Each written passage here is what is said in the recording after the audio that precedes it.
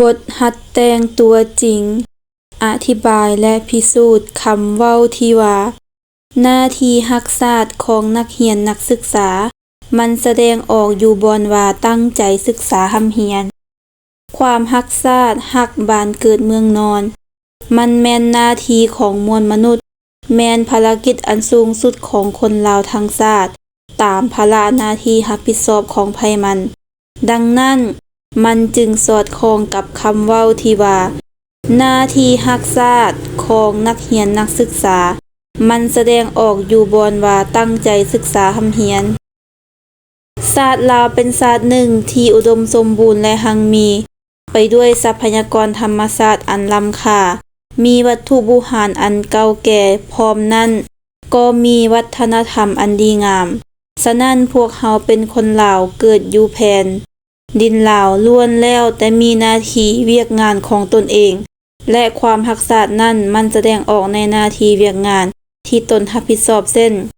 ทหารตำรวจก็มีหน้าที่ปกปักรักษาเขตน้ำดินแดนอยู่ตามชายแดนส่วนสาวนาสาวสวนก็มีหน้าที่ออกแรงงานเพิ่มพูนผลิตผลปลูกข้าวสาลีเผือกมัน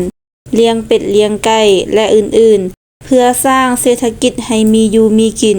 ทั้งเป็นการประกอบส่วนสร้างสังคมและประเทศชาติให้หังมีเข้มแข็ง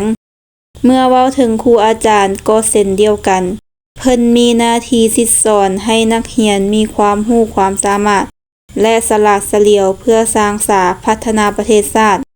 ส่วนพนักงานอื่นๆก็มีหน้าที่รับผิดชอบตามแต่ละหน้าที่ของไผมันเพื่อประกอบส่วนเข้าในเวียกงานสร้างสาพัฒนาประเทศชาติสิ่งที่กล่าวมานั้นล้วนแล้วแต่แม่นหน้าที่ของพวกเขาหมดทุกคน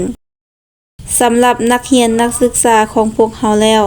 มันแสดงออกอยู่บอนการตั้งใจหำเรียนตั้งใจฟังคำอธิบายของครูอาจารย์จดจ่ายบทเรียนให้ครบถ้วนดูมันค้นคว้าฝึกฝนตนเองให้กลายเป็นนักเรียนดีนักเรียนเก่งของครูอาจารย์และเป็นลูกที่ดีของพ่อแม่นี่มันก็แสดงให้พวกเราเห็นว่าความรักษาของนักเรียนแม่นขึ้นกับความตั้งใจของนักเรียนเพราะในการสร้างสาพัฒนาประเทศชาติ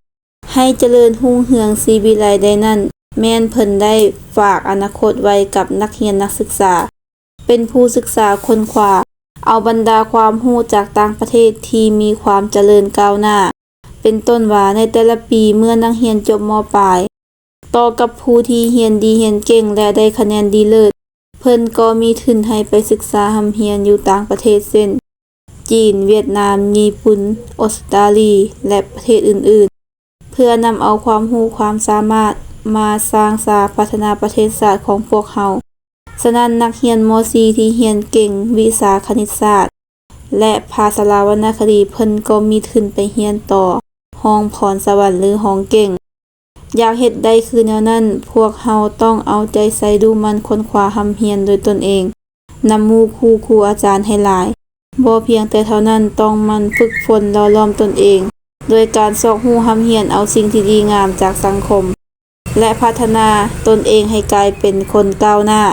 นอกนั้นเวลาอยู่นำครอบครัวก็ต้องฟังความสั่งสอนของพ่อแม่และรู้จักตอบบุญแทนคุณเพิ่น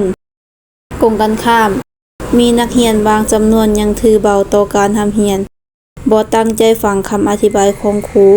บ่จดบทเรียนมักคาโรงเรียนและบ่พัฒนาตนเองอีกยังบ่ฟังคำสั่งสอนของพ่อแม่ถ้านักเรียนผู้ใดแสดงพฤติกรรมแนวนั้น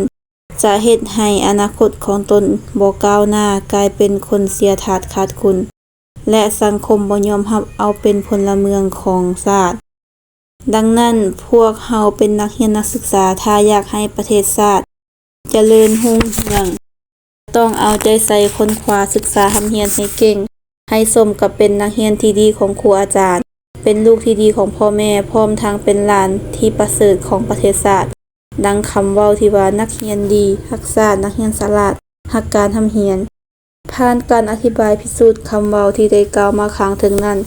สามารถเว้าได้ว่าความรักษาแม่นแสดงออกอยู่บนตั้งใจหำเรียนเพราะว่าอนาคตของประเทศชาติได้มอบหมายโชคชะตาไว้กับนักศึกษาหมดทุกคนฉะนั้นพวกเฮาต้องตั้งใจศึกษาหำเรียนให้มีความรู้ความสามารถ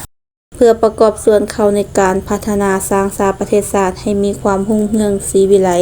คัดจากปึ้มหัดแต่งตัวจริงของอาจารย์เสี่ยวสวัสดิ์สิทธิโสม